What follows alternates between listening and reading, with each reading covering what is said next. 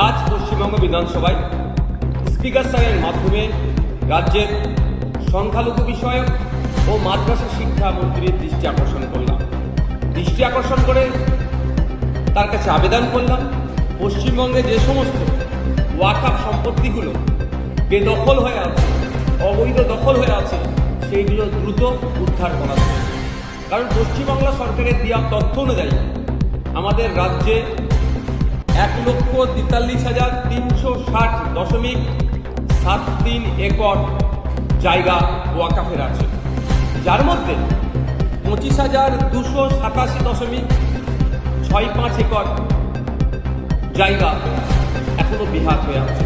আমরা জানি ভারতবর্ষের যে সমস্ত রাজ্যগুলোতে সব থেকে বেশি ওয়াকফ সম্পত্তি আছে, উত্তরপ্রদেশের পরেই আমাদের ওয়েস্ট বেঙ্গল। সেই ওয়েস্ট বেঙ্গলের এই যে এত একর 25,000+ একর জায়গা এখনো বেহাত হয়ে আছে, সেটা যাতে দ্রুত উদ্ধার করে ওয়াকফ বোর্ডের হাতে তুলে দেয় রাজ্য সরকার, তার আবেদন আজকে করলাম। কারণ 2011 সালের আগে আমরা যেটা জানতাম, বলেছিল মমতা ব্যানার্জি, তিনি তার দল অপোজিশনে তখন ছিল, যে তাদেরকে ক্ষমতায় নিয়ে আসলে, অর্থাৎ মুসলমানরা যদি তৃণমূলকে ভোট দেয় তাহলে এই ওয়াকফ সম্পত্তিগুলোকে উদ্ধার করবে। তাহলে মুসলিমরা ভোট দিয়েছেন, এই সরকার তৃতীয়বারের জন্য ক্ষমতায় আছে, 2026 সালে এদের 15 বছর পূর্ণ হবে। তাহলে এতদিনের মধ্যে এই সম্পত্তি উদ্ধার করতে পারেনি কেন?